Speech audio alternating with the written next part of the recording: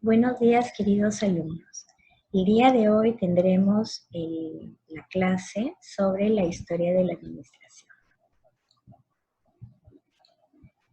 Bien, nos hemos preguntado desde cuándo existe la administración. Es una pregunta que se han hecho todos los estudiosos de la administración a lo largo del tiempo. La respuesta es que la administración ha existido desde siempre. O sea, si nos ponemos a pensar en aquellas grandes obras de la antigüedad, como pueden ser pues, las pirámides de Egipto, Machu Picchu, la muralla china, y cualquier otra obra monumental de gran envergadura, pues tenemos que pensar que ha existido la administración, porque el hombre cuando ha querido conseguir objetivos que de manera individual no podía, pues ha tenido que organizarse en grupos y grupos grandes, y no solamente organizar personas, sino también materiales. Ha tenido que llevar a cabo una cuidadosa planeación, ha tenido que haber personas que dirijan, líderes, ¿sí? Y también ha tenido que efectuar o llevar a cabo el control de estas personas y estos materiales, ¿no? Entonces podemos decir que la administración como tal ha existido siempre. Sin embargo, lo que nos ocupa a nosotros en esta asignatura es cuándo es que surge la administración como ciencia. La administración como ciencia pues se da a inicios del siglo XX, de este siglo que pasó. Y hubieron varios hechos que desencadenaron o que empujaron a que se diera esta situación de que se cree la administración como ciencia, como han sido, por ejemplo, la revolución industrial. Porque como saben, con la revolución industrial, la fabricación pasó de ser artesanal, de un modo artesanal, a llevarse a cabo pues, en grandes fábricas. Pasó a ser una producción en masa que requería de una gran cantidad de trabajadores y de materiales. Eso ha sido una de las más fuertes, digamos, detonantes para que nazca la administración con ciencia. Por otra parte, también estos empresarios que tuvieron que afrontar ese reto de gerenciar estas grandes fábricas con el advenimiento de la revolución industrial, pues ellos también se han sentado a pensar, algunos han publicado, como ya lo veremos de aquí, y han narrado sus propias experiencias y han sentado los principios de la administración. Pues también la economía liberal, ¿no?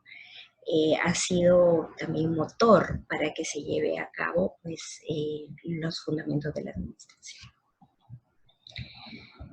Como podemos observar en esta diapositiva, vamos a estudiar los denominados enfoques tradicionales de la administración, también denominados enfoques pioneros, porque los representantes que vamos a mencionar aquí han sido pues, el fundamento de la administración como ciencia.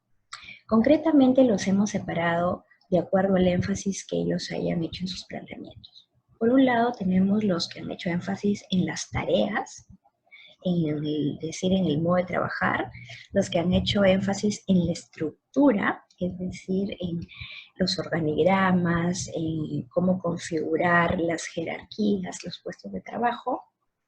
Y por último, quienes han hecho énfasis en las personas. Así tenemos que en el primer bloque, en el énfasis de las tareas, tenemos al principal exponente que es Frederick Taylor. Tenemos otros como Frank y Lillian Gilbert que también han desarrollado por aquí esa tarea. En el segundo bloque, pues vemos teorías y representantes como Henry Fayol, con su teoría clásica. Luego tenemos a Max Weber con la teoría burocrática. Y en el último bloque vamos a estudiar la propuesta de Elton Mayo con la teoría de las relaciones humanas. Ahora vamos a pasar a explicar cada una de estas. En la administración científica, Taylor ideó la manera de o él decía que existía una mejor manera para hacer las cosas. Taylor, para que nos quede claro, pues ha sido un ingeniero que trabajaba en una fábrica siderúrgica. Una siderúrgica es una empresa donde se procesan los metales. Entonces, él empezó desde los puestos más básicos y estudiaba por la noche su carrera de ingeniería, y él ha podido observar de primera mano, pues, cómo muchas veces los empleados, los obreros perdían el tiempo, cómo había mucho desperdicio de materiales. Entonces, él ha pensado en que hay una manera científica de hacer las cosas. Concretamente nos plantea unos principios en el que nos dice que debe existir una planeación y que el diseño de esta planeación es tarea de la gerencia. Por otra parte, nos habla de que hay que seleccionar científicamente el trabajador. Esto ahora nos parece pues muy común porque sabemos que cuando se requiere cubrir un puesto en una empresa, se tiene de antemano pues los requisitos que debe cumplir esa persona, cuáles son las tareas que va a desempeñar esa persona, pero en aquellas épocas no era así. Entonces él desde entonces empieza a plantear que tiene que haber una selección adecuada para que la persona o el trabajador encaje con el puesto requerido. Por otro lado, nos dice que hay que controlar el trabajo, o sea, que hay que supervisar muy cercanamente para ver si estos empleados están realmente realizando el trabajo que se les ha encomendado. Y este control se tiene que hacer de acuerdo a un estándar previamente establecido, como un modelo contra el cual comparar si se está realizando bien o no. Y por último nos habla del principio de ejecución, ¿no? Es decir, que cada persona debe tener muy claro cuáles son sus tareas y sus responsabilidades, ¿no? Para que haya mucha disciplina en el centro de trabajo. Aquí podemos observar en la diapositiva, pues, una mirada integral al pensamiento de Taylor. Por un lado, él nos dice que debemos de partir del estudio de tiempos y movimientos, en el que pues se verifica y se mira qué movimientos en el trabajo son innecesarios, cuánto tiempo lleva realizar determinada acción,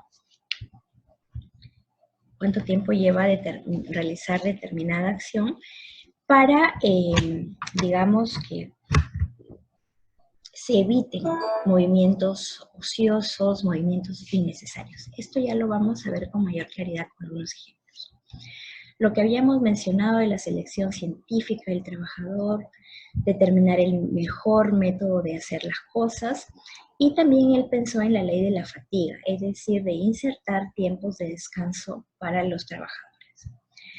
Asimismo, definir un estándar o un modelo contra el cual comparar el rendimiento real y una supervisión muy estrecha hacia los trabajadores. Esto a la par con las mejoras ambientales del lugar de trabajo y con unos incentivos salariales para aquellos trabajadores que rindan más. Todo esto nos llevaría a ser más eficientes y, por lo tanto, a incrementar las ganancias y poder aumentarles los salarios a los trabajadores. Bien, antes de pasar a la teoría clásica de la administración, comentarles que estos métodos de Taylor pues generaron una gran controversia en su época. Incluso Taylor fue llamado al Congreso de los Estados Unidos para que explique este modelo, porque el estudio de tiempos y movimientos en su aplicación real llevó a requerir mucho menos empleados de los que se tenían contratados entonces, y se dieron despidos en masa. Sin embargo, Taylor dijo que los empresarios habían tomado solamente el estudio de tiempos y movimientos, más no todo el planteamiento integral que él ofrecía. Bien, pasemos entonces ahora a la teoría clásica de la administración. Esta teoría, su principal exponente es Henry Fayol. Henry Fayol era pues un gerente, un dueño de empresas, de varias empresas en Francia, Y desde su propia experiencia, él lo que aporta es o define cuáles son las principales funciones que debe desarrollar un gerente, ¿no? Y plantea asimismo unos principios generales de la administración que vamos a ver ahora. Él dice que esos principios son universales y que son válidos para aplicar en cualquier parte del mundo y para cualquier empresa. Veamos en esta diapositiva el pensamiento integral de Fayol. Fayol, por un lado, nos habla de unos principios de la administración, concretamente de 14 principios que ahora vamos a ver. Luego nos dice que las funciones que hay que desarrollar en la administración pues son estas: prever, organizar, dirigir, coordinar y controlar. De hecho, de aquí, de lo que plantea Fayol, parten este proceso administrativo que vamos a estudiar en esta asignatura. Y asimismo, él dice que en la empresa pues se da unas actividades, unas tareas que son estas: la comercial, la técnica, financiera, contable y de seguridad, muy parecidas a como están mencionadas ahora en la actualidad las áreas funcionales de la empresa, que son pues producción, marketing, finanzas y otras más que han salido. Él nos dice que aplicando todo esto, pues habrá éxito en la empresa y que todos estos principios son universales y nos van a llevar a una máxima eficiencia. Bien, también nos señala que dentro de estas funciones que él planea, pues dependiendo del nivel jerárquico que ocupe el trabajador en la empresa, pues realizará más un tipo de funciones u otras, ¿no? Por un lado, señala que estas funciones son para los más altos directivos, mientras que las otras funciones no administrativas, las funciones de ejecución, son para los niveles más bajos en la empresa. Los principios de Fayol son 14.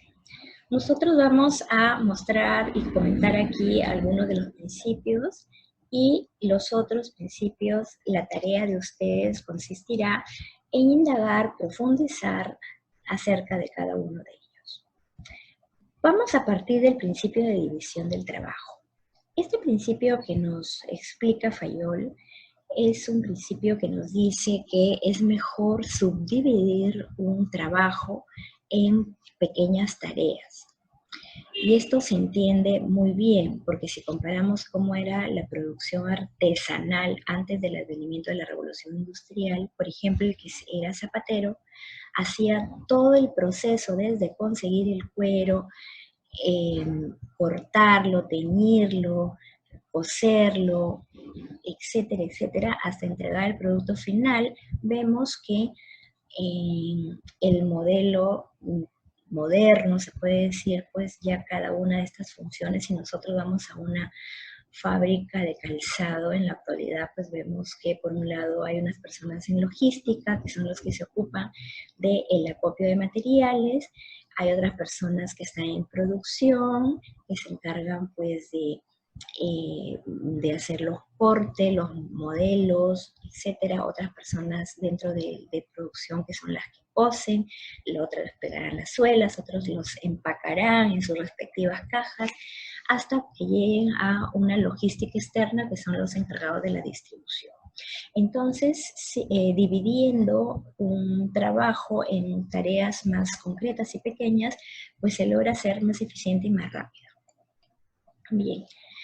Otro principio, que es el principio de autoridad, nos dice que tiene que existir pues una cabeza, ¿no? Y que esas cabezas o esas jefaturas tienen que ser obedecidos, tienen que tener la suficiente autoridad para que sean obedecidos por los mandos que están por debajo.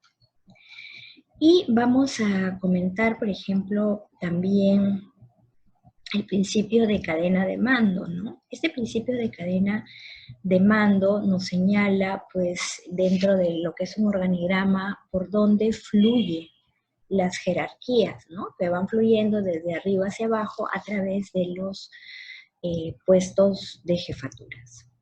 Los otros principios de Fayol, la tarea de ustedes consistirá en indagar en qué consiste cada uno y en los reuniones que tengamos para discutir dudas, pues ahí serán esclarecidos.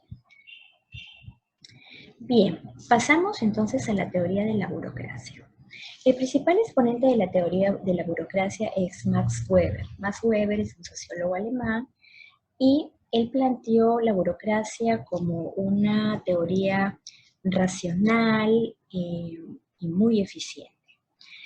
El término burocrático en la actualidad tiene una connotación peyorativa, pero es porque el modelo que planteó Max Weber se ha utilizado usualmente por las empresas estatales, por las grandes empresas, y probablemente no ha sido aplicado de la mejor manera, llevando a ineficiencias y demoras que ya todos conocemos. Y por eso el término burocrático pues ha alcanzado esta connotación negativa, ¿no?